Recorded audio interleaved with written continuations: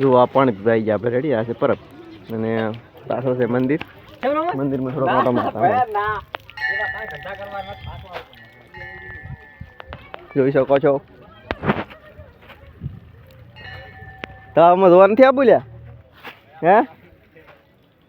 આ ભાગેલ પાછળ ભાગ છે તાવનો તો જો અંદર નાની નાની માછલીઓ છે પણ દેખાતી નહીં રેડી જોઈ શકો હે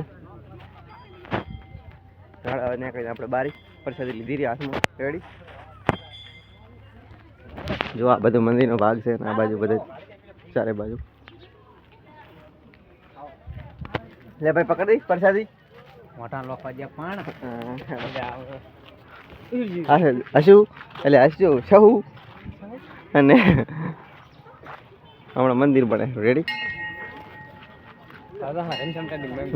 હવે તો રામી ટેન્ટમાં ઘનશ્યામ બેઠું પાક અહીંયા ઘનશ્યામ ટેડી હવે આપણે બેઠું પાક અહીંયા નવરું મેઠું પાક બીજું કાંઈ નથી પાક નહીં અડધો કલાક જેવું વધારે ચાલે ચાલે ચાલે બરોબર મૂકતાની એવું થાય સાચા ફેમસ થતું